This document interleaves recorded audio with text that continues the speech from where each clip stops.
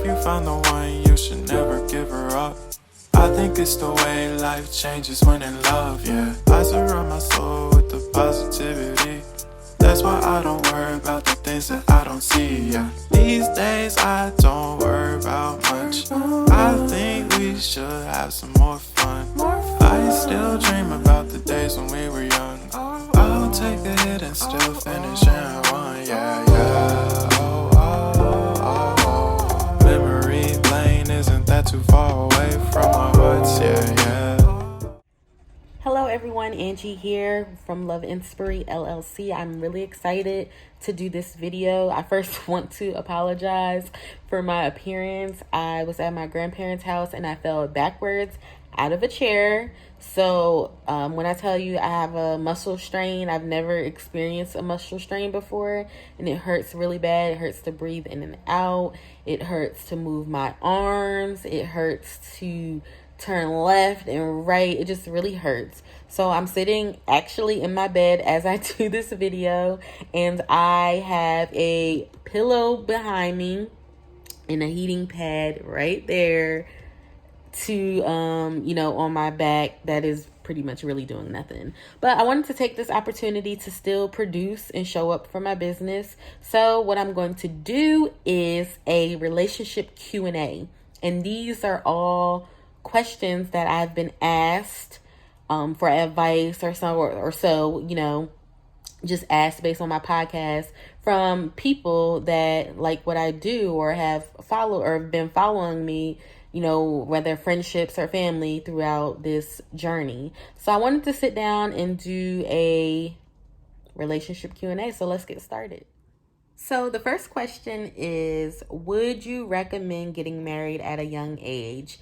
And the answer is no. So for those that are new to me and watching this video, I would not recommend getting married at a young age because I got married when I was 18 years old. I married the love of my life, my best friend in the whole entire world. We are still married to this very day. That was almost 14 years ago. And the journey has been nothing short of amazing, but it's also been a lot of trials and tribulations.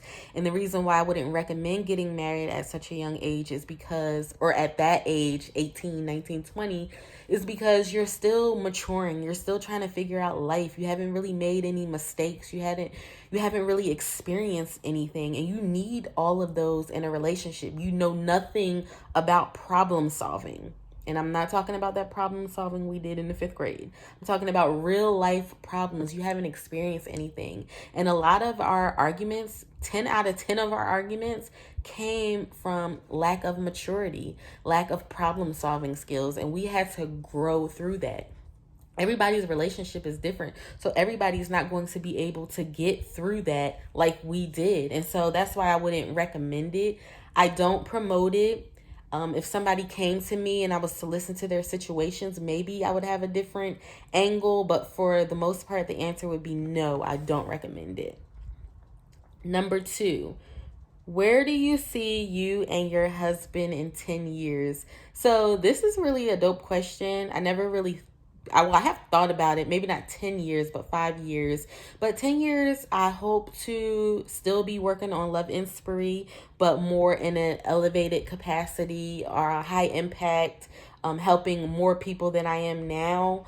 I would also hope that we are in our dream home with at least 3 children, no more, no less, hopefully, Lord's will.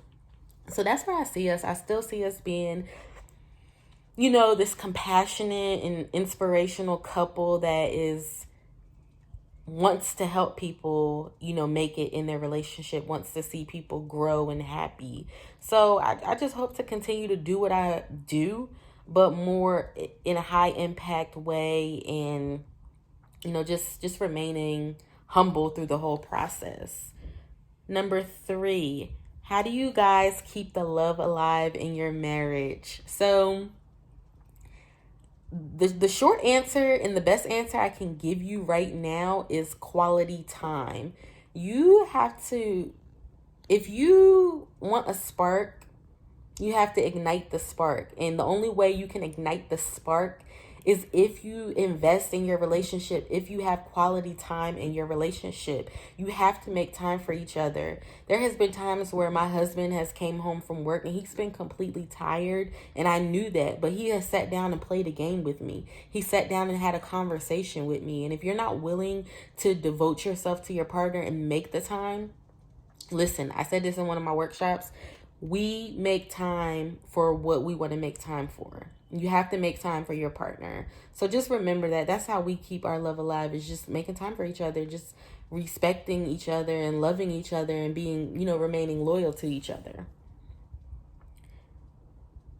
Number 4, how do you personally handle when you have disagreements? So in the beginning of my relationship, I would have a way different answer than I do now. But for the most part, when we are dealing with disagreements, it's just respecting each other and understanding that when we do disagree, it's coming from a place of love. I'm not going to go into detail. I do share a lot and I'm very transparent in my business, but I don't tell everything that happens in my marriage because it's just not everybody's business. But I do tend to share a lot, probably more than people think I should, but that's just what God gave me to do. I handle my marriage how I desire, and as long as my husband is okay with me doing it, then I'm going to keep doing it. But in this particular example, I'm not going to go into detail, but it was one of those things where he wanted to, you know what, I can use another example. So he wanted to save a certain amount of money, and I wanted to save a certain amount of money for a big project that we're trying to complete just now. And we had a little disagreement on that. And I think with disagreements, you have to understand that you're trying to come to a conclusion. You have to understand that the end goal is not to argue. The end goal is to come to resolution. The end goal is to come to a result.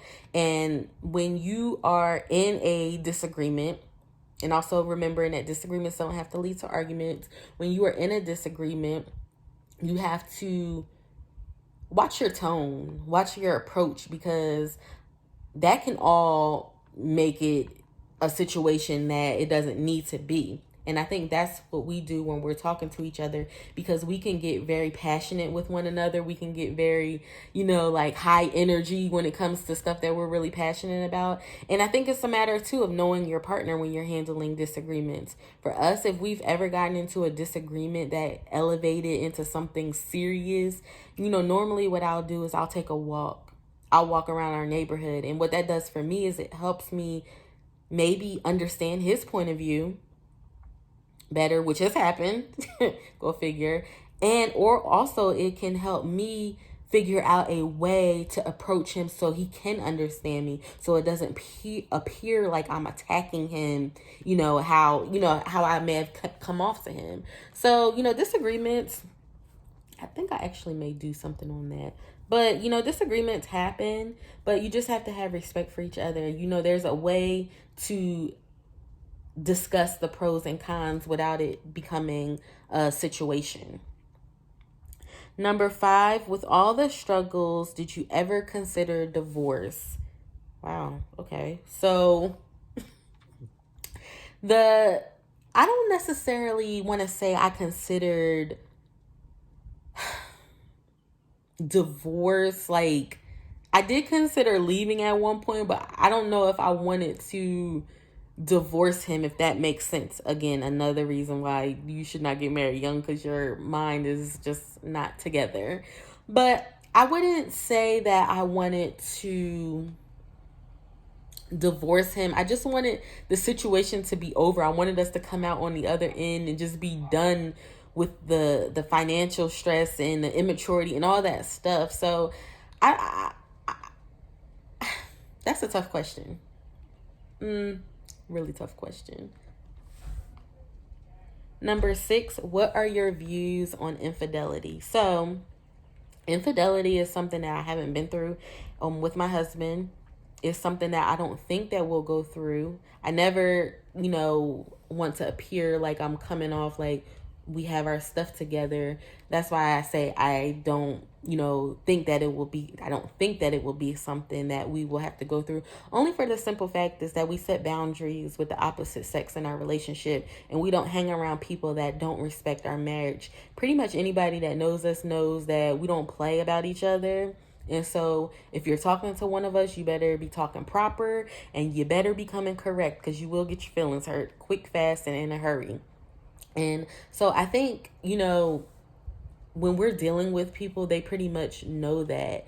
My views on infidelity as a whole is, I think it's kind of like a self-esteem issue. I think it's a lack of communication. Why do people cheat is the question. Are you missing something from the relationship to make you cheat?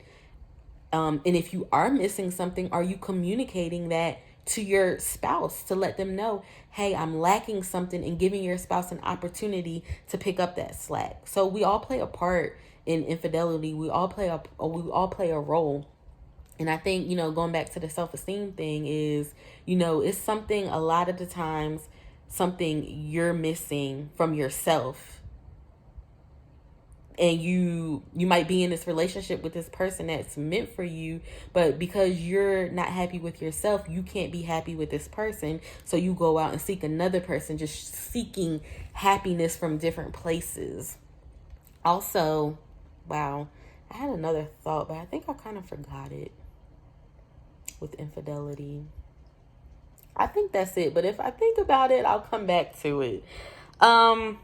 Did you always, question number 7, did you always fulfill your role as a wife? I know it says, do you always fulfill your role as a wife? So we hear people a lot of the time say marriage is 50-50, which is okay to say. I don't knock people that say that, but it's also 80-20. It's also 60-40. And what I mean by that is picking up the slack when your spouse is weak. So right now I'm at a standstill with my back. I can't do anything. I can't do anything. And I need my husband to do, pick up what I would normally do. And he does that without without moaning and groaning about it.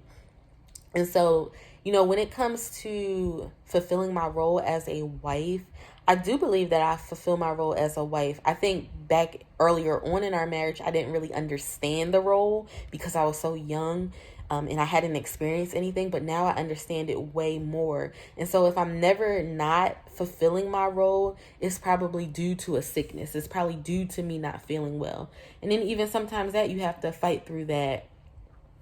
And if you have a really good partner, your partner will help you get through that. So do I always fulfill no, but I have a supportive partner that picks up where he sees that I'm falling at. Number 8, what do you think the biggest cause of divorce is? Oh, this is easy. It's definitely a lack of compatibility. Because if you look at all the top reasons why divorce is happening, like infidelity, like finances, all those things that cause divorces is due to somebody not being compatible with their partner. If you don't have compatibility, you won't be able to work through financial issues. You will step out on your partner. So I definitely think that's the number one cause for divorce. Number 9, what is your favorite thing about being married and what is the worst? My favorite thing about being married is just waking up every day to my best friend, doing life with my best friend. My husband and I grew up together, so when I call him my best friend, when I say that we're friends first, I truly, truly mean that. And I just think that's the most magnificent. Like, he gets me on a different level that nobody does. He understands me, and I can say something and he can just know that something is not right with me. And so it's annoying sometimes, because sometimes you don't really want to talk. But, it's good to know that somebody is paying that much attention to you and studying you, and, that they want to see you excel and do well. But that's my favorite thing, is just doing life with your best friend, my best friend.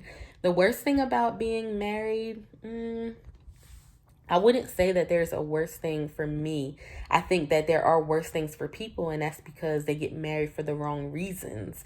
And even though I did get married young, I don't think I got married. Well, I know I didn't get married for the wrong reasons. I married my husband because I loved him and I knew that we would always end up together. Since I was a child, I've known that. So I didn't get married for the wrong reasons, but I do think that's why people can announce a worse in their relationship. You know, the worst part for some single people coming into relationships and getting married is the fact that they have to navigate as a couple now. They can't do things on their own. So that could be a worse part too. Not that you're saying it's bad, but it happens. It's an adjustment. Number 10, before you got married, did you have any fears about it? No. I was 18 years old. I thought I was invincible to everything. Nothing was ever going to happen to me. You know, when you're young, you think like that. You're not thinking about stuff. You're not thinking about life. All you're thinking about is the right now and what's happening right now. And that's how I got married. It's like, let's do this right now. Not even thinking about finances or jobs or anything like that. Going to college, getting a career. I didn't think about none of that. Just being transparent. I didn't. And so I didn't have any fears. And I don't have any fears now just because I know who I serve. I serve a great God. Number 11, why don't you guys wear wedding rings? So I wrote a whole blog on this because somebody had recently asked me why we don't wear wedding rings. A wedding ring is a symbol of your love. It's a symbol of your love. It's not the love. So do I have a wedding ring? Do I wear one? Yes, I do. Do I wear one all the time?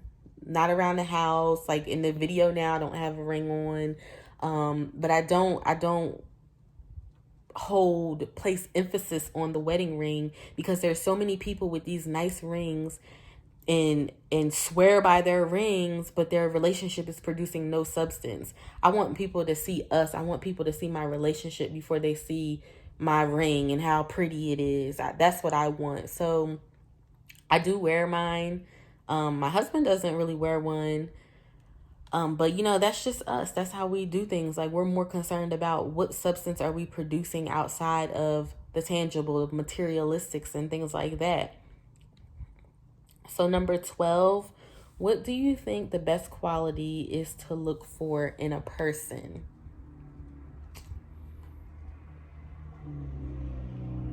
So, okay.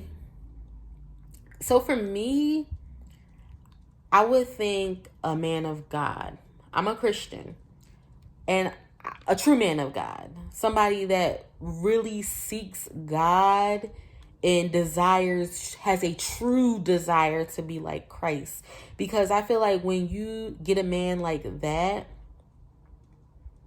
the relationship will be Christ-like, or it will try to exemplify Christ in the best way it knows how. As far as a characteristic is concerned, I would want to say consistency. Somebody that is consistent in their actions, because consistency, which you'll see in the video in May, I'm going to go through all that. Consistency shows a lot of things. So you definitely want somebody that's not flaky, somebody that's on and off. You don't never know what you're going to get from them. Number 13. This is weird. Have you ever cheated or thought about cheating? So, no, I have not thought about cheating. And the reason why I haven't is because I literally think my husband is the stuff. Like, I think he's just the best thing ever.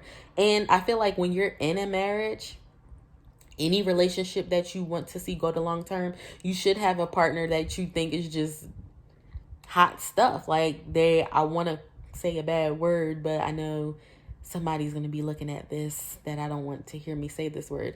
But you want somebody that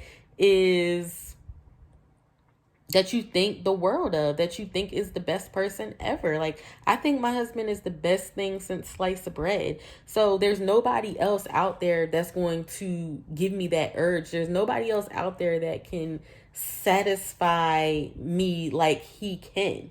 It's just not happening. And I just, I don't think about, I never, even when we were going through trials and tribulations, I never thought about stepping out on him. I'm not that type of person anyway. I just never really thought about it. So it hasn't come up. Number 14, did you find everything you were looking for in your husband? So this is kind of a question that I have to be careful how I answer, because nobody is going to be 100% what you need them to be. That's just unrealistic to think and unrealistic to say. The only person that can supply your every need is Christ. That's what I believe. But does my husband meet all the qualifications that are most important to me? Absolutely, yes. I did find what I was looking for in him even before I knew what I was looking for, like I said, because we grew up together. So definitely he does meet what I desire in a man. He does meet that. Number 15, do you have any regrets? So the answer is no. At one point before, like, I really, really, really started diving into the word and trying to understand the word of God a little bit better, I did have regrets, and that regret was getting out of the military. Just because it was a career for me. I loved it, and I regretted it. But now I have no regrets whatsoever, because everything that I went through has put me in the position that I'm in now, has taught me something. It was a lesson that I have taken with me and that I can apply to anything. Like, who would have known having financial struggles would teach you patience, would make you have compassion. I would have never thought that at the time. Well, I didn't think that at the time I was going through it. But no, I don't have regrets on anything in life. I don't sing the shoulda, coulda, woulda song like I used to. It's just I'm not interested in that. So yeah, I'm a person that I accept God's will. And I believe it is perfect. And that's the end of that, okay? So that was 15 questions. But next week, I will do part 2 with another 15 questions that were asked. So I will see you guys all in the next video next Wednesday. Ta-ta! Oh, yeah, and stay safe. Wash your hands. Do whatever you have to do. I live in Georgia, and I know that our governor just is about to open everything back up. So just please be careful if you have to go out there. So I love you all, and be blessed. Yeah, the ones we keep close, we should never let go. So tell me who you love, baby.